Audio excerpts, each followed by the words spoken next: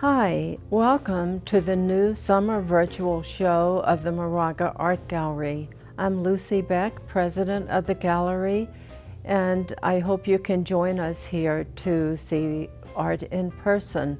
This is a difficult time we're living in with both COVID and fires, and I think art is a wonderful respite from that. Our galleries open Saturdays and Sundays from 12 to 3. Hope to see you here.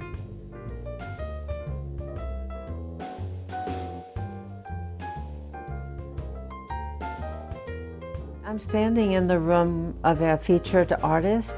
Behind me are Irene Needoba's paintings. She hopes this group brings attention to the role humans play in climate change, such as the pollution in the ocean and fires that result from extreme changes in the weather.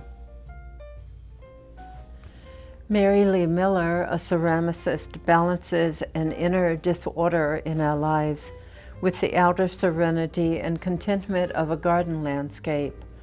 The wall pictures depict discontent, gun violence, and racial inequality.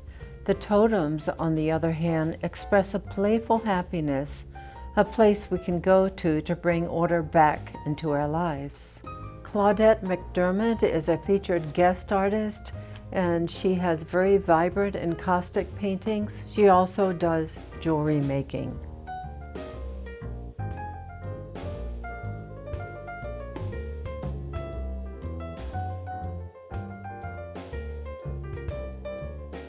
I have a deep appreciation for the infinite beauty in nature, especially flowers, and I try to show that in my photography. That's why I sometimes print quite large so that we can see what's usually unseen. I also like to show the wonderful fragile detail. In my photograph, half is enough. I feel that's what COVID time is about for me. Rita Koalas makes woodblock prints. In her words, she said, "The art of carving a woodblock brings to her a meditative tranquility." She describes the process as being like magic. Once carved, the printing of the block by hand involves rolling the ink until she hears the right consistency, rubbing the paper, utilizing her sense of touch, and then lifting to see the often surprising result. Susan Erickson is primarily a mixed media artist.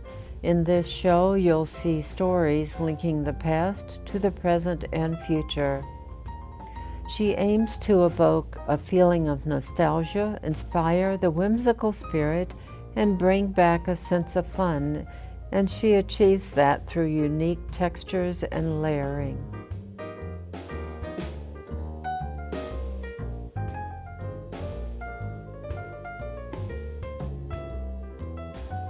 Pat Prozac works with etchings and monoprints. She has a home studio named Under Pressure. Her art shows her deep love of cranes and egrets. Her Asian style is influenced by her studies of ancient Chinese art. George Ehrenhoff calls himself a visionary realist, a little visionary and a little realistic. They are restful to look at and to me often feel nostalgic. In George's words, they soothe the spirit, satisfy the eye, and often encourage viewers to look deeper. Two of Debbie Kuntz's paintings in this show were painted during COVID-19 time, the Maui Mountains and Briones Park. The others are interpretations of figures and architecture, buildings in Prague. Ladies on a Bench in Helsinki, and Eugene O'Neill's Barn in Danville. Jill Landau's paintings in this show are all figures. She said that she likes painting people she knows and places that she loves. This large one is of her oldest friend who moved to Arizona about a year ago. On a visit with her, they went to Sedona. Jill said that she was so taken with the color and the rocks and her friend against the backdrop of where they were hiking.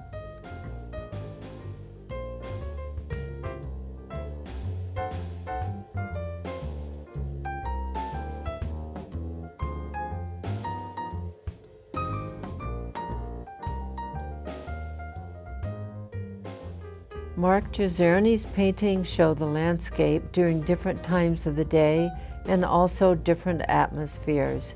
He uses color, perspective, texture, and shading to emphasize form, dimension, and depth.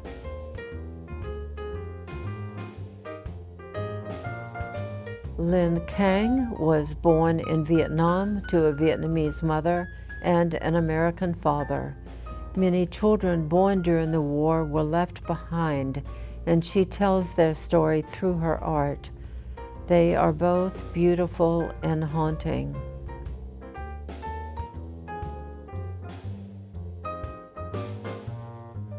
Judy Miller used found objects from her own home because of COVID-19, including cloth, yarn, wood blocks, and more to create these mixed media abstract pieces. Notice the texture and flow of the objects to tell the story.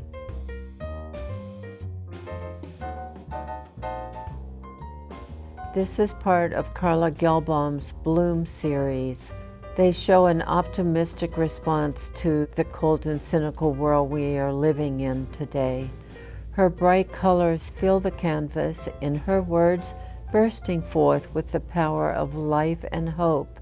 She approaches paintings with enthusiasm, delighting in the dynamic play of line, shape, and a vibrant and bold color palette. Angelica Samani's paintings are whimsical and colorful. She said that she connects colors with ideas and figures, and that brings them to life as paintings. In this group of pictures by photographer Wenda Pyman, we can see her love for oceans and water. She said that for her it is therapeutic and cleanses her physically and emotionally, restoring her sense of well-being. Take time to look and let your stress wash away. Dalia Alekna draws her inspiration from nature. She tries to translate what she sees and feels as she goes on hikes. Her art feels very meditative and peaceful.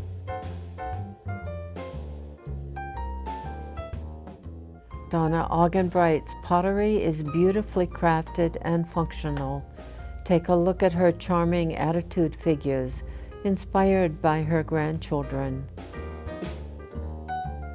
These are clothed in fresh, bright-hued glazes.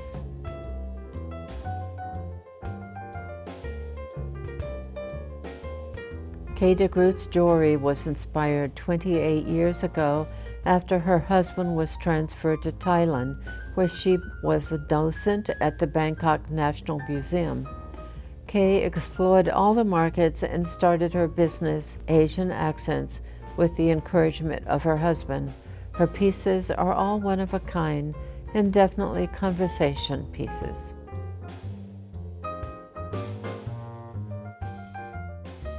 Margaret Lucas Hill is a fabric designer who creates her art using very vibrant fabric dyes. She paints on silk. In this show, she has framed paintings and also stationery, coasters, and more.